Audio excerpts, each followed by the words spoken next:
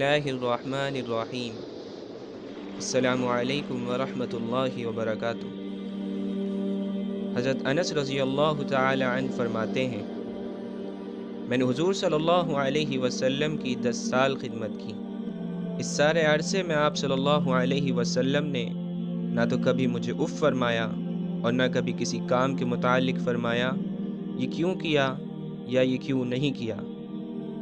हज़रत अनस रज़ी अल्लाह अन्हु फरमाते हैं, मैंने कई साल हुज़ूर सल्लल्लाहु अलैहि वसल्लम की खिदमत की है। आप सल्लल्लाहु अलैहि वसल्लम ने न कभी मुझे बुरा भला कहा, न कभी मुझे मारा, न कभी डांटा।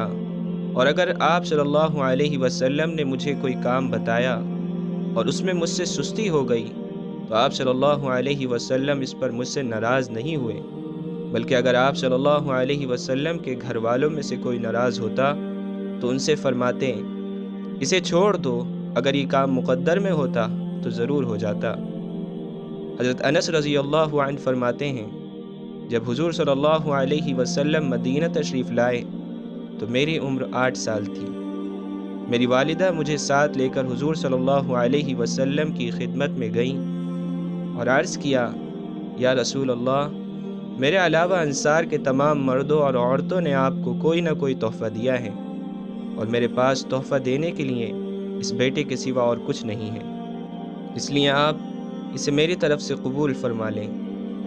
दोस्तों, हज़रत अनस रज़ी अल्लाह अन्हु को तो उनकी वालिदा ने आप सल्लल्लाहु अलैहि वसल्लम की मोहब्बत में आपकी खिदमत में दे दिया था, फिर भी आप सल्लल्लाहु अलैहि वसल्लम ने हज़रत अनस रज़ी अल्लाह अन्हु को कभी किसी काम के ना होने या गलत हो जाने पर उफ़ तक ना किया और आपको हमेशा मोहब्बत और शफ़क़त के साथ समझाया।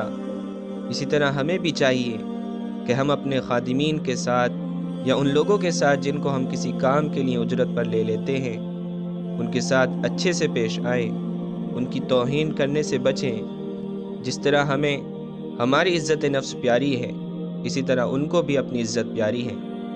बस फ़र्क सिर्फ़ इतना है कि उन लोगों के हालात ने उनको इतना मजबूर कर दिया होता है कि वो कुछ पैसों के लिए हमारी खिदमत पर लग जाते हैं। अल्लाह के नबी सल्लल्लाहु अलैहि वसल्लम इस दुनिया से जाने के वक्त अपनी उम्मत को यानी हमें यही वसीयत बार बार कर रहे थे कि अस्सलातु वमा मलकत अयमानुकुम, कि देखो नमाज का ख्याल रखना और अपने मातहतों का ख्याल रखना। दोस्तों, जिस तरह हम अपने बेटे से हो जाने वाली गलती को माफ़ कर देते हैं, इसी तरह वो भी किसी के बेटे हैं, वो भी किसी के भाई हैं और रिश्तेदार हैं। हमें उनकी भी गलतियों को अल्लाह के लिए माफ़ कर देना चाहिए। अल्लाह ताला से दुआ है कि वो हम सब को इन सब बातों पर अमल की तौफ़ीक़ अता फ़रमाएँ।